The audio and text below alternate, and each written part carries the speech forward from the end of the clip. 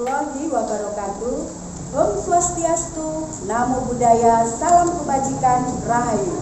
Perkenalkan, saya Lestari Rezeki Asri dari SDN Putisari 1, Surabaya.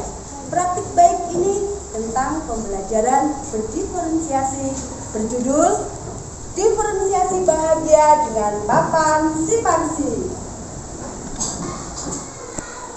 SDN Putisari 1 adalah sekolah inklusi sesuai dengan Peraturan Menteri Pendidikan dan Kebudayaan Nomor 157 Tahun 2014 tentang kurikulum pendidikan khusus menyebutkan bahwa kurikulum di sekolah inklusi harus disesuaikan dengan kebutuhan setiap siswa, baik siswa reguler maupun siswa berkebutuhan khusus, agar mereka bisa belajar bersama secara harmonis.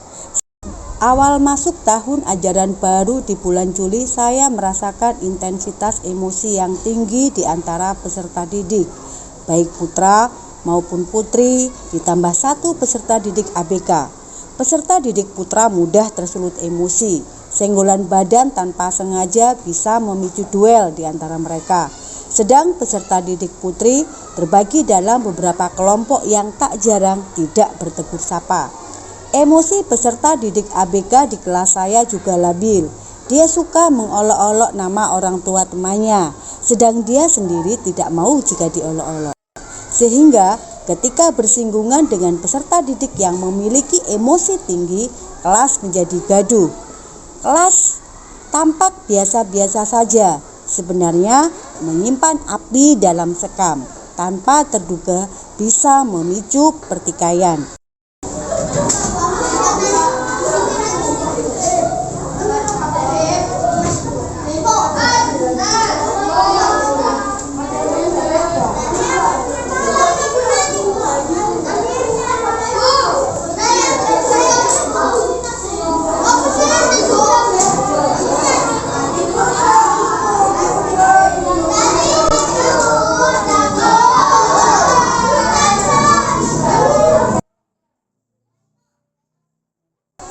Pengamatan karakter di bulan Juli menunjukkan hanya 10 peserta didik yang menunjukkan emosi positif dan 20 peserta didik sulit mengendalikan emosi. Inilah yang menyebabkan intensitas emosi di kelas saya tinggi. Tantangan pertama yang saya rasakan adalah memenuhi kebutuhan belajar peserta didik yang berbeda pada waktu yang sama. Tantangan kedua, menumbuhkan kolaborasi yang saling menghargai.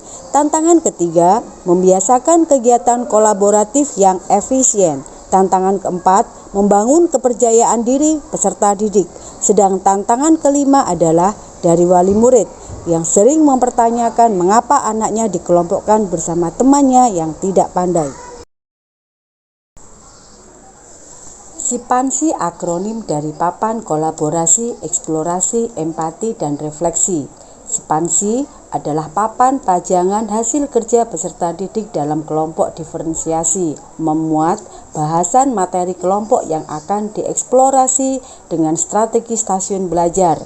Empati antar teman diwujudkan dengan umpan balik positif. Refleksi sikap anggota kelompok dengan cara memberikan hadiah emoji kepada teman. Sedang evaluasi kinerja kolaborasi dinilai oleh teman dengan penilaian antar teman.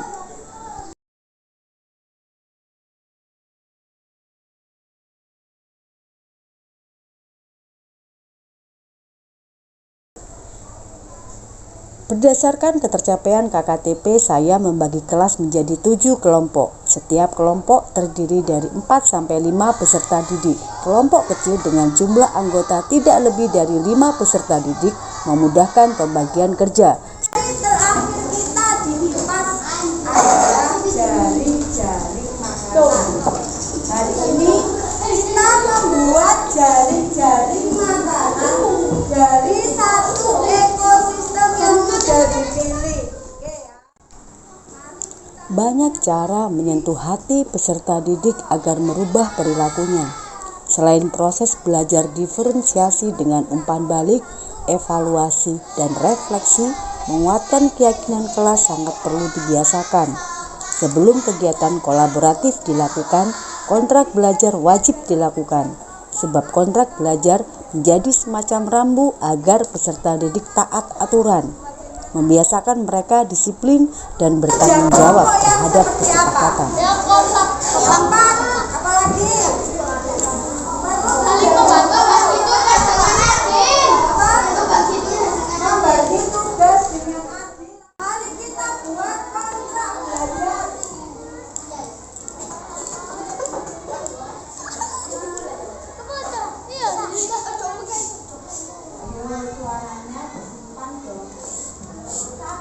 Bagaimana agar kerja kelompok nyaman?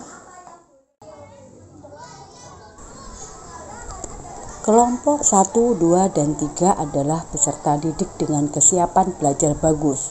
Kelompok 3 dan 4 terdiri dari peserta didik dengan kesiapan belajar rata-rata, sedang kelompok 6 terdiri dari peserta didik dengan kesiapan belajar kurang.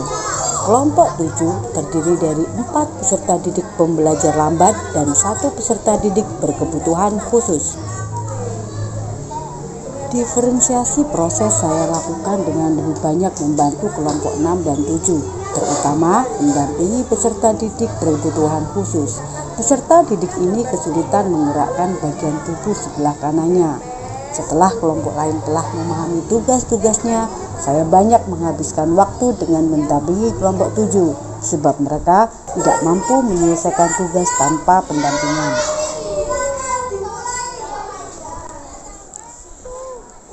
Stasiun belajar menjadi pilihan untuk menuntun peserta didik menunjukkan eksistensinya.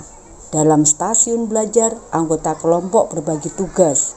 2 orang menjadi penjaga dan lainnya berkunjung ke stasiun-stasiun teman. Tugas penjaga stasiun adalah menjawab pertanyaan saat sesi kunjungan dan membantu mengisi umpan balik untuk kelompok mereka. Pertanyaan dari pengunjung seputar topik yang mereka kerjakan, sehingga penjaga stasiun harus menguasai topik kelompoknya. Mengapa kamu memilih ekosistem ini? Apa yang membuat kamu menarik? Karena hewannya banyak dan asli. Nomor 5. Apa peran dekomposter dalam ekosistem yang kamu gambarkan? Jamur dan cacing. Bagaimana jika salah satu konsumen utama hilang dari makanan? Bagaimana itu akan mempengaruhi ekosistem?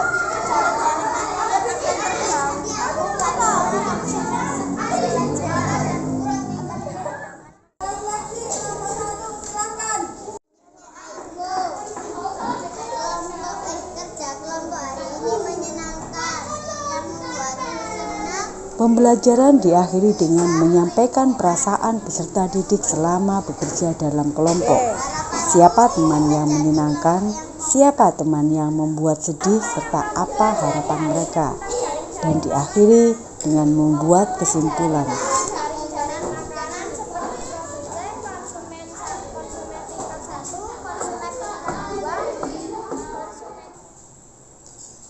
Grafik pengamatan karakter di bulan September menunjukkan kenaikan yang signifikan. Jumlah peserta didik yang sulit mengendalikan emosi berkurang dari 20 peserta didik di bulan Juli menjadi 10 peserta didik di bulan Agustus dan 5 peserta didik di bulan September. Dari praktik baik ini saya belajar pentingnya kolaborasi dengan wali murid, terutama wali murid dari peserta didik yang lambat belajar. Dukungan penuh dari mereka menjadi faktor besar keberhasilan putra-putrinya menyelesaikan tugas di kelas.